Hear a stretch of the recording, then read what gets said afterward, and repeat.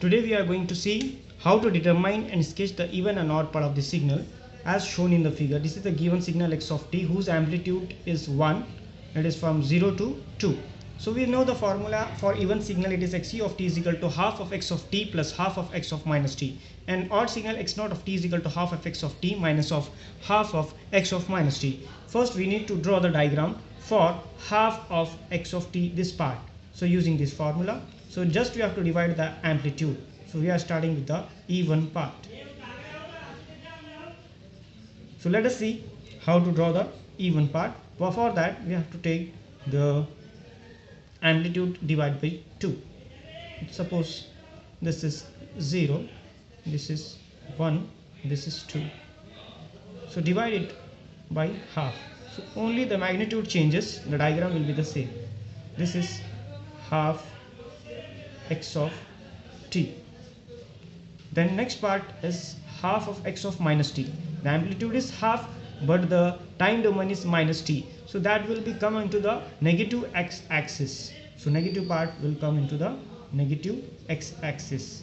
So this is suppose 0, 1, 2.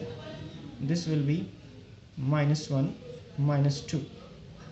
So for minus t part, so it will be negative x axis and the magnitude will be half only, half of x of minus t. So one is x of t, another is half of x of minus t. Then to find the even part of this signal, we have to add both this signal, half of x of t along this axis and half of x of minus t along this axis. If both are added, then they will be represented as shown in the figure and they will be combined together. So that will be like this. So this is xe of t will be combination of both. This is 0, this is 1, this is 2, minus 1, minus 2. So this part will come here because it is the addition, half. So this is half x of t part. Then add this one, it will be half, again it is minus t part, half of minus t. So this is how the even signal is represented. About odd signal,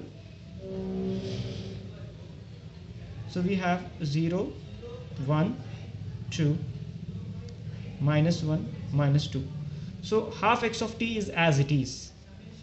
For x naught of t signal, it will be amplitude is half of x of t.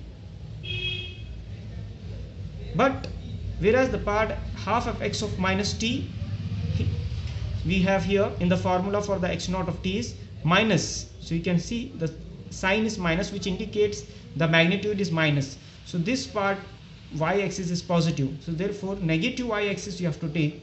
So it will be downwards. So it will be downwards.